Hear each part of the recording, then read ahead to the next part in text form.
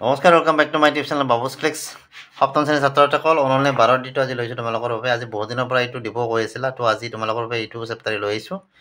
তো ভিডিঅ'টো সম্পূৰ্ণকৈ আৰু মনোযোগেৰে চাবা। তো আজিৰ ভিডিঅ'টো আমি আৰম্ভ কৰোঁ।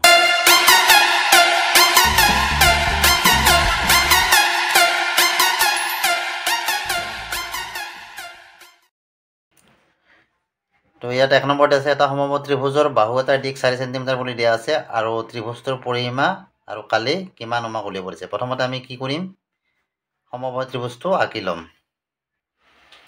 তো ধৰা এইটো ABC এটা সমবাহু ত্ৰিভুজ আমি আঁকি লৈছোঁ এইটো। আৰু সমবাহু ত্ৰিভুজৰ কি হয়, প্ৰতিটো বাহুৱে সমানে, গতিকে এটা বাহুৰ দিশ যদি 4 সেন্টিমিটাৰ বুলি দিয়া থাকে তেতিয়াহ'লে বাকী কটা মানে বাহুৰ দিশ আমাৰ কিমান হ'ব, 4 সেন্টিমিটাৰ হ'ব। তো প্ৰথমতে আমাক কি উলিয়াব দিছিল যে সমবাহু ত্ৰিভুজটোৰ পৰিসীমা নিৰ্ণয় কৰিব দিছিল। এতিয়া কথা হ'ল এই যিটো সমবাহু ত্ৰিভুজ, সমবাহু ত্ৰিভুজটোৰ পৰিসীমা কি হ'ব, এই গোটেইকেইটা বাহুৰ আমাৰ কি হ'ব, যোগফলটোৱে হ'ব সমবাহু ত্ৰিভুজৰ পৰিসীমা। এতেকে সমবাহু ত্ৰিভুজটোৰ পৰিসীমা আমাৰ কিমান হ'ব, বাহুকেইটাৰ যোগ 4 যোগ 4 যোগ 4 হয়নে নহয়। AB সমান 4, BC সমান 4 আৰু C সমান 4 সেন্টিমিটাৰ হয়নে নহয়। গতিকে বাহুকেইটাৰ যোগ আমাৰ 4 যোগ 4 যোগ 4, গতিকে 4 4 8 8 4 12 সেন্টিমিটাৰ হ'ব এই সমবাহু ত্ৰিভুজটোৰ আমাৰ পৰিসীমা। এতিয়া কথা হ'ল কি, আমি এই ত্ৰিভুজটোৰ পৰিসীমা উলিয়াইছোঁ আৰু ইয়াত কি লিখিছোঁ, ধৰা হ'ল ABC এটা সমবাহু ত্ৰিভুজ, কাৰণ আমাকতো ত্ৰিভুজটো আৰু কোৱা নাই, মানে হেৰি কৰি জানে যিকোনো এটা ত্ৰিভুজ বুলিহে কৈছে। গতিকে আমি যিহেতু ত্ৰিভুজটো ইয়াত আঁকিছোঁ সেইকাৰণে আমি ধৰি লৈছোঁ যে ABC এটা সমবাহু ত্ৰিভুজ আৰু ইয়াৰ প্ৰতিটো বাহু কি হ'ব, 4 সেন্টিমিটাৰ। এতিয়া এই ত্ৰিভুজটোৰ পৰা যদি আমি কালি উলিয়াব লগা হয়, তেতিয়াহ'লে কালি উলিয়াব লাগোতে আমাক কি লাগে, ত্ৰিভুজৰ ভূমিটো লাগিব আৰু কি লাগিব, উচ্চতাটো লাগিব। ইয়াত তোমালোকে উচ্চতা দেখা পাইছা নেকি, ইয়াতো উচ্চতা নাই। এই প্ৰতিটো ধৰা ভূমি, এইটো এটা ভূমি হয়, এইটো এটা ভূমি, এইটো এটা ভূমি হয়, গতিকে উচ্চতা নাই। গতিকে উচ্চতাৰ কাৰণে আমি কি কৰিব লাগিব, এই বিন্দুৰ পৰা ধৰা আমি এডাল ইয়াত লম্ব টানি দিলোঁ আৰু এই লম্বডালে কি কৰিব, BC বাহুক D বিন্দুত ধৰা কাটিব। এতিয়া কথা হ'ল কি, এই লম্বডালে কিন্তু আমাৰ এই ABC ত্ৰিভুজক দুটা সমান ত্ৰিভুজত ভাগ কৰিছে, হয়নে নহয়। ABD ত্ৰিভুজ এটা আৰু ACD ত্ৰিভুজ, এই দুটা সমান ত্ৰিভুজ ভাগ কৰিছে। এইডাল আমাৰ উচ্চতা হ'ব, হয়নে। এতিয়া এইডালতো আমি মানটো উলিয়াব লাগিব। গতিকে আমি এইডালৰ মানটো উলিয়াব যালে কি হ'ব, এই যিডাল লম্ব টানিছোঁ এইটো কোণ আমাৰ 90 ডিগ্ৰী, এইটো কোণ আমাৰ 90 ডিগ্ৰী। গতিকে 90 ডিগ্ৰী যদি হয় তেতিয়াহ'লে এইটো এটা সমকোণী ত্ৰিভুজ হ'ল। আৰু সমকোণী ত্ৰিভুজত আমি পাইথাগোৰাছৰ এটা সূত্ৰ পাওঁ আৰু সেই সূত্ৰৰ দ্বাৰা আমি সহজতে কি কৰিব পাৰোঁ, উচ্চতাটো নিৰ্ণয় কৰিব পাৰোঁ। আমি সেনেকৈও এতিয়া উচ্চতাটো নিৰ্ণয় কৰিম প্ৰথমতে। গতিকে আমি কি কৰিম, আৰু তাৰে আগতে এটা কথা চোৱা, এই BC বাহু যিহেতু এই দুটা লম্ব টানা হৈছে, এই দুটা সমান ত্ৰিভুজত ভাগ কৰিছে, গতিকে BC বাহুটো কি হ'ব, BD সমান BD প্লাছ DC, এই দুটা বাহুৰ যোগফল সমান 4 সেন্টিমিটাৰ। গতিকে BD প্লাছ DC সমান 4 সেন্টিমিটাৰ। গতিকে BD কিমান হ'ব, হাফ অফ BC হ'বনে নহয়। গতিকে আমি ইয়াত প্ৰথমতে BD উলিয়াই ল'ম। AD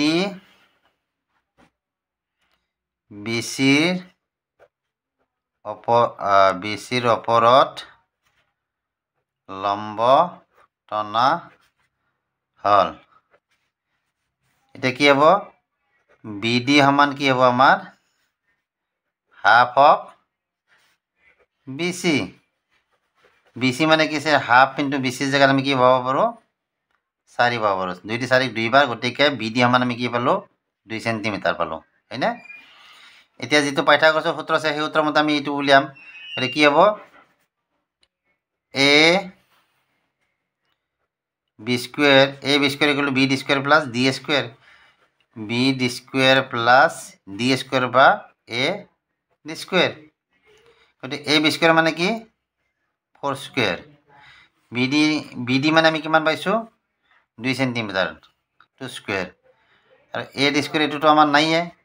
গতিকে কি হ'ব, এইটো 4 4 × 16 আৰু এইটো 2 2 × 4, গতিকে 16। আৰু এই যে 2 2 × 4 আছে এইটো আমি বাওঁফালে লৈ আহিম। ধৰা কিমান হ'ব, বাওঁফালে আনিলে এইটো মাইনাছ হ'ব, এইফালে প্লাছত আছিল 4 = ইফালে কি থাকিল, AD²। 16ৰ পৰা 4 গ'লে আমাৰ কি থাকে, 12 থাকে, হয়নে। 16ৰ পৰা 4 গ'লে 12 থাকে, গতিকে এইটো কি হ'ব, AD²। এতিয়া চাবা এইখিনি ইফালে আনা, AD² = 12। তো এতিয়া ইয়াৰ স্কুৱেৰটো আমি গুচাই দিলে এটা কি হ'ব AD সমান এটো হ'ব কি √12 এতিয়া চাবা 12ক যদি আমি কি কৰো 6 এৰ পৰা যাব 2 দি কেইবাৰ যাব 2 3 গুণ 6 হয়নে 2 গুণ 4 7 3 গুণ 12 গতিকে আমি এনেকৈ লিখিব পাৰো 2 এটা যেহেতু দুটা আছে 2 টো এটা বাহিৰত ওলাই আহিব গতিকে ইয়াত কি থাকিব 2√3 এনেকুৱা হ'ল তাৰমানে AD ৰ মান আমি কি পালো 2√3 এতেকে আমাৰ ত্ৰিভুজৰ কালি মতে কি হ'ব সমবাহু ত্ৰিভুজৰ কালি সমবাহু ত্ৰিভুজটোৰ কালি কিমান হ'ব আমাৰ হাফ ইনটু ভূমি ভূমি মানে কিমান আছিল BC ইনটু উচ্চতা আমাৰ কি AD তো কি হ'ব হাফ ইনটু BC মানে আমাৰ 4 আৰু এটো কিমান আছিল AD মানে আমাৰ কিমান আছে 2√3 2√3 2 দি 4 2 বাৰ গেল কি হ'ব 2 2 গুণ 4 4√3 হ'ব এটো কি হ'ব সেন্টিমিটাৰ স্কয়াৰ মানে তোমালোকে সমবাহু ত্ৰিভুজৰ কালি নিৰ্ণয় কৰিব পাৰিবা 2 নম্বৰটো হৈছে এটা সুষম পঞ্চভুজৰ এটা বাহুৰ দিক যদি 5 সেন্টিমিটাৰ হলে পঞ্চভুজটোৰ আমাৰ পৰিসীমা কিমান উলিয়াব দিছে তো ধৰা এইটো এটা আমাৰ পঞ্চভুজে আৰু ইয়াৰ এটা বাহুৰ দিক আমাৰ 5 সেন্টিমিটাৰ বুলি কৈছে পঞ্চভুজটো কি আছে সুষম পঞ্চভুজ গতিকে সুষম পঞ্চভুজ হলে প্ৰতিটো বাহু আমাৰ কিমান হ'ব 5 সেন্টিমিটাৰ কে হ'ব হয়নে তো ইয়াৰ পৰিসীমা কি হ'ব ইয়াৰ বাহু কেইটাৰ যোগফলটো হ'ব ইয়াৰ পৰিসীমা গতিকে সুষম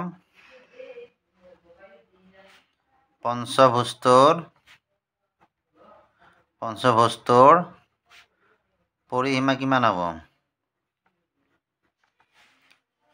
5 পূৰণ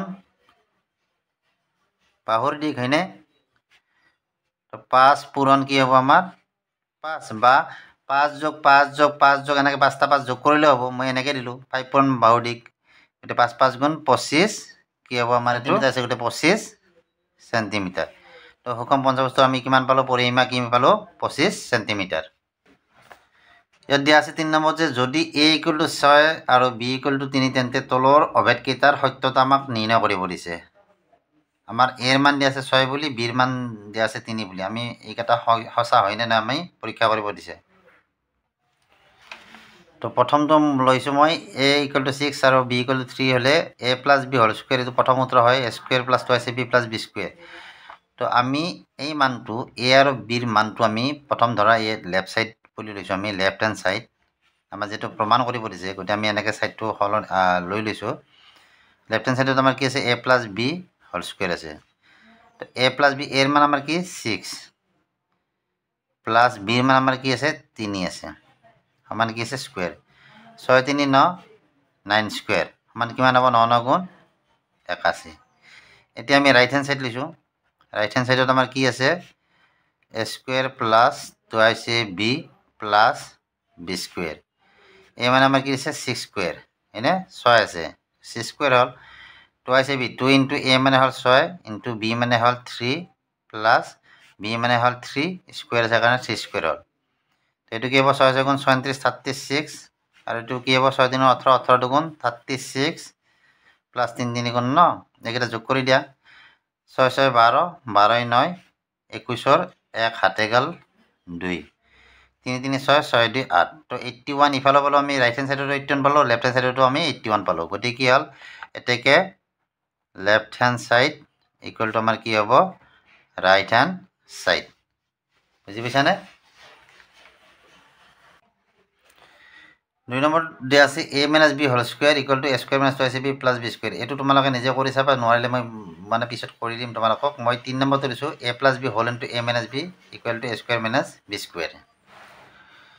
তো এটুত কি দিয়া আছে ইয়াত এটুটো এই একে 6 a = 6 আৰু b = 3 দিয়া আছে আমি এনেকৈ লেফট হ্যান্ড সাইডটো প্ৰথমতে লৈ লম লেফট হ্যান্ড সাইড সমান কিমান আছে a + b whole into a - b a + b a মানে হল 6 প্লাস b মানে হল 3 আৰু এটো 6 - 3 6 3 9 পূৰণ কি হ'ব 6 পৰা 3 গলে 3 9 3 গুণ 27 পালো আমি তো রাইট হ্যান্ড সাইডত কি হ'ব right hand side a square minus b square আছে হয়নে তো a square minus b square তে a মানে হল 6 হয়নে গতিকে 6 স্কয়ার b মানে হল 3 স্কয়ার তো 6 6 গুণ 36 minus 3 3 গুণ 9 তো 36 ৰ পৰা আমি এতিয়া 9 বিয়োগ কৰিব লাগে 9 বিয়োগ কৰিলে আমি কিমান পাম 27 পাম গতিকে right hand side R left hand side সমান হল গতিকে এটা কি লিখিব পাৰো left hand side equal right hand side তো এনেদৰে তোমালোকে সত্যতাটো প্ৰমাণ কৰিব পাৰিবা তো বাকি এই চেপ্টাৰৰ যিকেইটা অংক আছে মই নেক্সট ভিডিঅ'ত তোমালোকক দিম তো ভিডিঅ'টো চাই যদি ভাল লাগে ভিডিঅ'টো লাইক কৰিবা চেনেলটো সাবস্ক্ৰাইব কৰিবা আজিলৈ আহিলো বাই বাই থ্যাংক ইউ